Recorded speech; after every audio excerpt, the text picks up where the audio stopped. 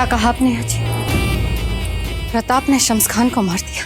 हाँ रानी साहब, ये समाचार आग की तरह सारे चित्तौड़ में फैल गया है।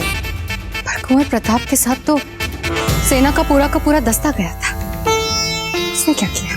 कोई कुछ नहीं कर पाया, दिल भर भी कोई अपने जगह से हिल नहीं पाया।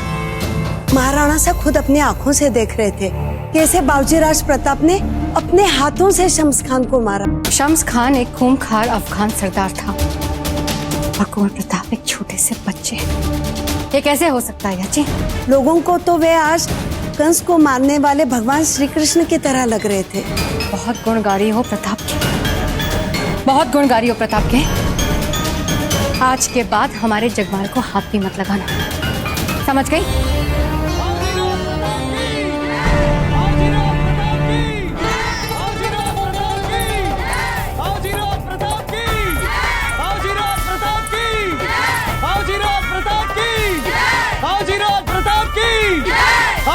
प्रताप की, बाजीराव प्रताप की, बाजीराव प्रताप की, बाजीराव प्रताप की, बाजीराव प्रताप की। सही कहा आपने कोई।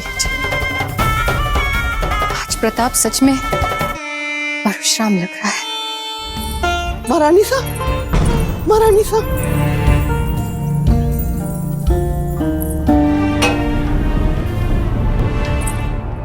महारानी साहब, बाजीराव प्रताप। क्या हुआ कुंवर प्रताप को? आपको पता है, कुंवर प्रताप ने सारे चित्तौड़ वासियों और स्वयं राणा जी के सामने शम्स खान को मारा है। एक ही दिन में कुंवर प्रताप आपके लाडले पुत्र से मेवाड़ के प्रसिद्ध शूरवीर बन गए। पूरा मेवाड़ उनकी जय जयकार कर रहा है। महारानी साहब, जय जयकार।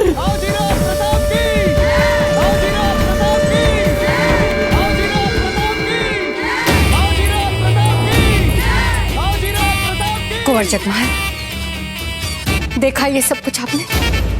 कर सकते हैं आप अपने भाई के इस तेज की बराबरी? या हम यूं ही सपने देख रहे हैं आपके लिए? हमें तो लगता है कि आप उनकी बराबरी कभी कर ही नहीं सकते। बस यूं ही रोते रहिए, आंसू बहाते रहिएगा अपनी माँ की तरह। ले जाओ इसे याजी यहाँ से।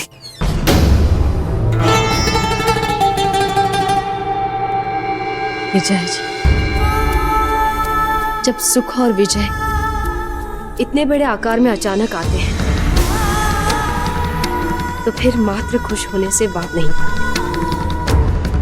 जितनी बड़ी उपलब्धि उतना ही अधिक संतुलन।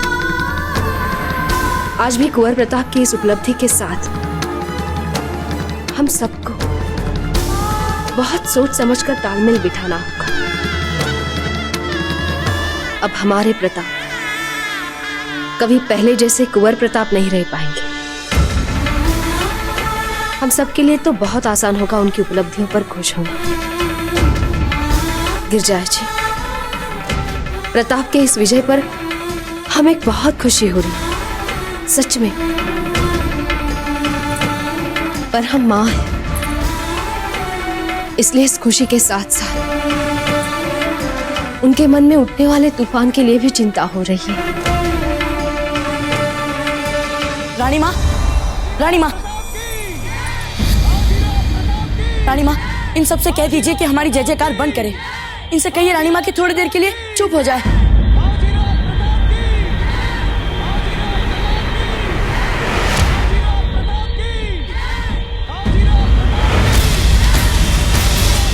कुंवर प्रताप, ये सब आपकी जय जयकार इसलिए कर रहे हैं क्योंकि ये सब आपसे प्रेम करते हैं। ऐसा क्या किया जो ये सब हमसे प्रेम करते हैं? हम तो अपने उस मित्र के प्राण तक नहीं बचा पाए जिसने हमारे प्राण बचाने के लिए खुद के प्राण बिना कुछ सोचे समझे निछावर कर दिए। रानी माँ, हमारा सोम चला गया, वे कभी वापस नहीं आ सकते। हमारा सोम चला गया, हमारा सोम चला गया, वे वापस नहीं आ सकता। हमारा प्रिय मित्र।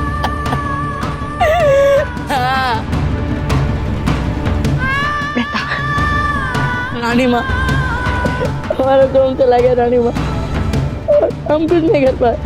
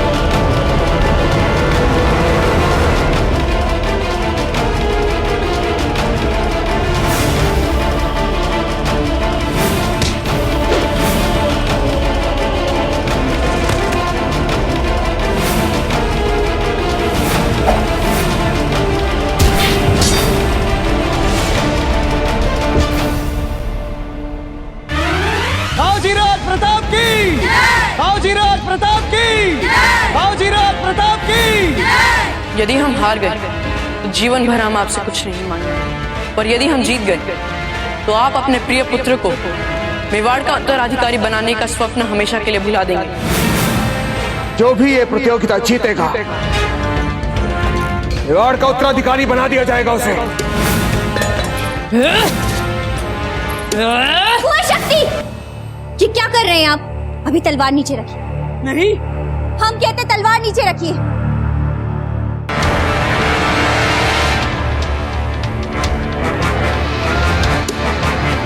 हटा दूंगा मैं आज इन सबको।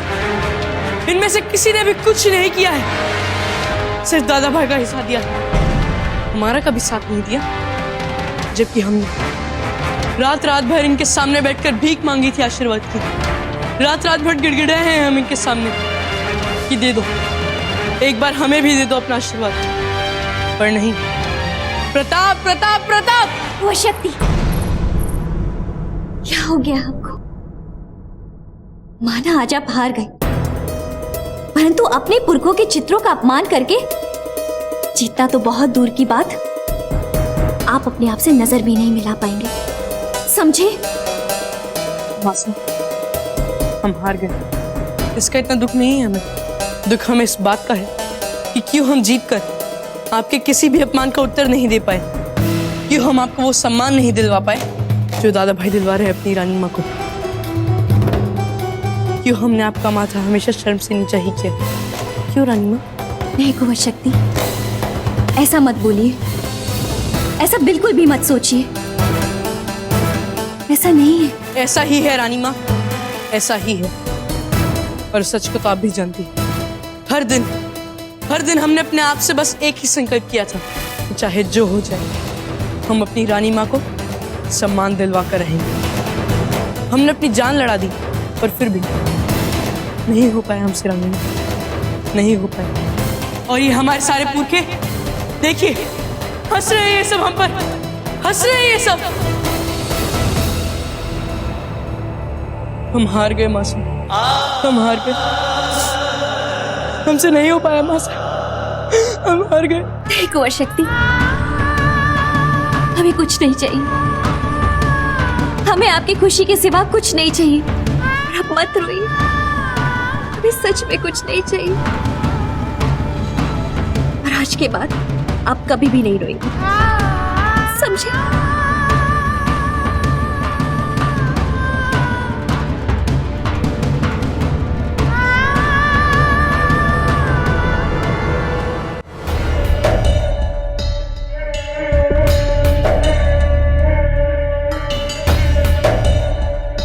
रानी जी, जहाँ तक हमें याद है आपने हमसे कहा था कि जब हम आपको सर्वोच्च प्रसन्नता देंगे तब ये हार आप हमें उपहार में देंगे। हमें लगा था कि जगमाल के जन्म के बाद आप सबसे अधिक प्रसन्न होंगे, पर तब तो आपने ये हार नहीं दी।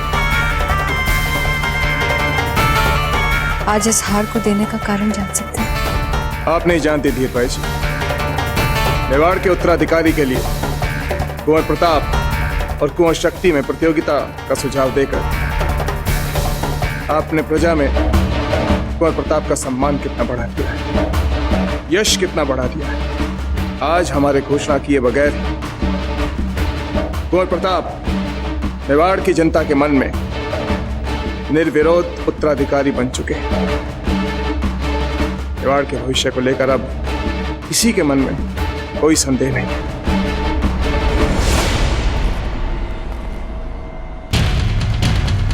जगमाल एक पिता के लिए उत्कृष्ट उपहार था, परंतु प्रजा की प्रसन्नता एक राजा के लिए उत्कृष्ट उपहार है। इसलिए कल को जब हम कुंवर प्रताप को मेवाड़ के उत्तराधिकारी के रूप में घोषणा करेंगे, तब हमें लगेगा जैसे आपने एक पिता को और एक राजा को उत्कृष्ट उपहार से प्रसन्न किया है। चलिए धीरभाई जी, अब हम चलकर देखते हैं कि राजशिल्पी उत्तराधिकार अभिषेक की घोषणा के समारोह के लिए पगड़ी कैसी बना है। वो पगड़ी जो कुंवर प्रताप पहना हुआ है।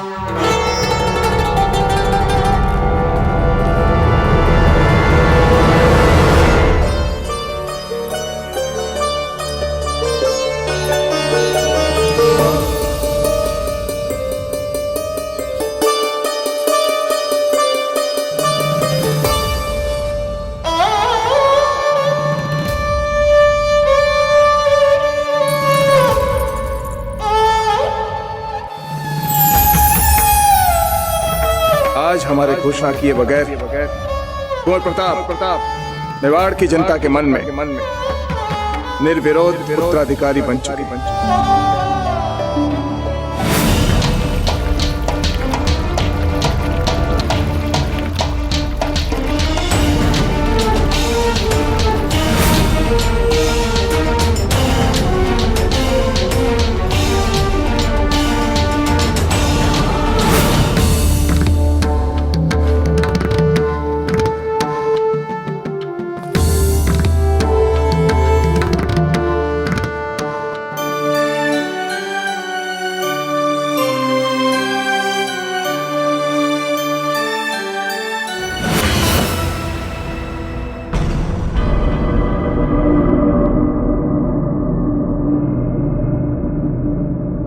गुरुवर, अभी अभी यहाँ जो आग की बड़ी बड़ी लपटें उठ रही थी वो ये सब आपके भयग्रस्त अंतःकरण की शुद्धि के लिए था।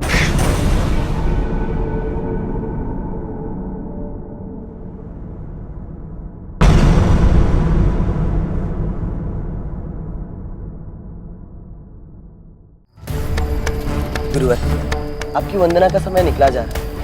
यदि आपकी आज्ञा हो तो मैं कुंवर प्रताप के पास जाकर उनको यह कह सकता हूँ कि आपने उनको बुलाया है। कुंवर प्रताप को तो यह ज्ञात भी नहीं होगा कि आप यहाँ उनकी प्रतीक्षा कर रहे हैं। गुरु अपने शिष्य के पद चापों से पहले ही उनके हृदय की धड़कनों को सुन लेता है।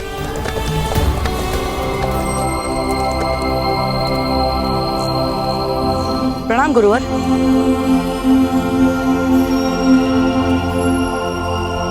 क्षमा कीजिए गुरुवर, नहीं हमने अचानक इतनी जल्दी यहाँ आकर आपके ध्यान में विघ्न तो नहीं डाल दी?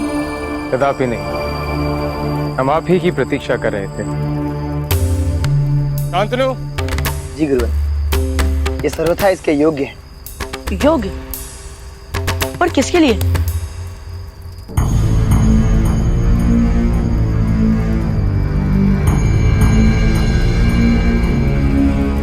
गुरुकुल में आचार्य जी जिस किसी भी शिष्य को अपना सर्वश्रेष्ठ शिष्य घोषित करते हैं, उन्हें इस स्नान पात्र और इस वस्त्र को लेकर चलने का गौरव मिलता है।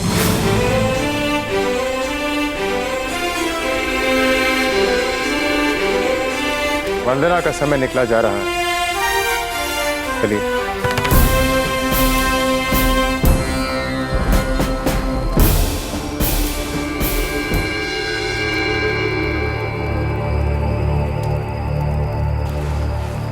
क्या चल रहा है आपके मन में? गुरुवर, हमने सोम को सपने में देखा और फिर उसी समय सपने में आपको प्रतीक्षा करते हुए देखा। क्या ये भी मात्र एक संयोग है गुरुवर? कुछ भी संयोग नहीं होता, सब कुछ नियति के हाथों निर्धारित होता है। हमारे जन्म से लेकर हमारी मृत्यु तक हम जो कुछ भी करते हैं नियति हमारे लिए निर्धारित करती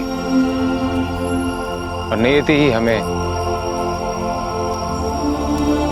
संकेतों से सही मार्ग दिखाती। हाँ गुरुवर, ये तो है जैसे आप हमारे जीवन में आए, हमें जीने का सही मार्ग दिखाया, इसका मर्म समझाया। नहीं तो हम सोम के दुख से कभी उबर नहीं सकते थे। गुरुवर, आपने उन निराश क्षणों में भी हमें उचित मार्ग दिखाया। हमें आपकी नहीं अपनी बात कर रहे हैं। नियति ने ही आपको हमारे जीवन में हमारा मार्गदर्शक बनाकर भेजा।